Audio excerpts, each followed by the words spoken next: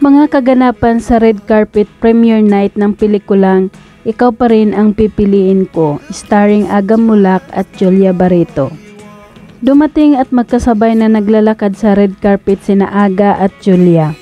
Napakaganda ni Julia Barreto sa kanyang suot na white dress, habang napakagwapo naman ni Aga sa kanyang suot na dark blue.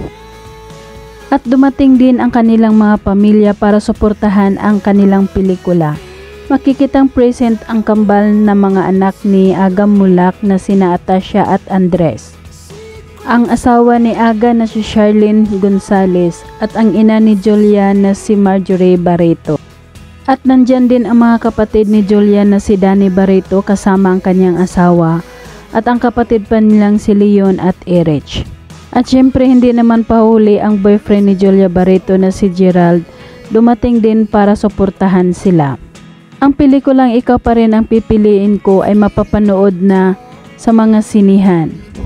Dumating si Charlene Gonzalez na napakaganda, hindi pa rin kumukupas ang pagka-beauty queen nito.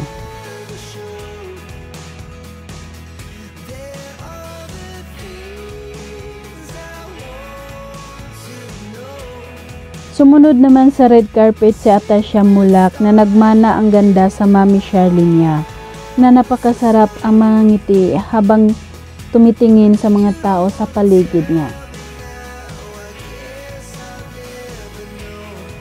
At hindi naman pahuhuli sa kagwapuhan ang kambal ni Atasha na si Andres.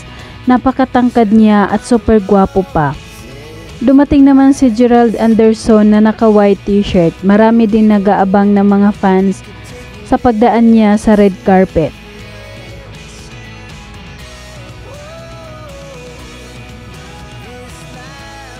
Sumunod naman na naglalakad sa red carpet si Marjorie Barreto kasama ang kaibigan nito.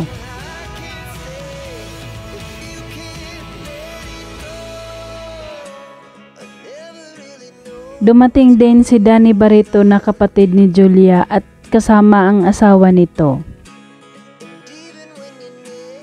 Hawak kamay naman na naglalakad sa red carpet ang magkapatid na si Leon at Erich Barreto.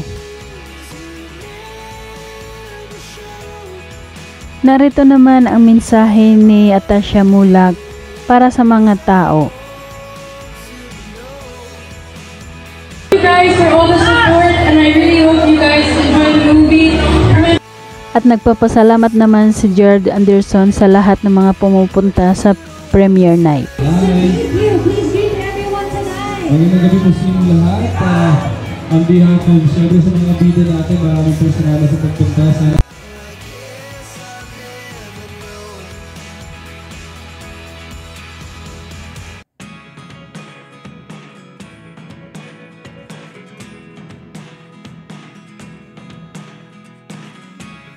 Narito naman ang sweet moment ng mag-real couple na sina Gerald at Julia Barreto.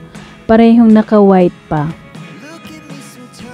Siguradong magandang panoorin ang pelikulang ito at maraming matututunan.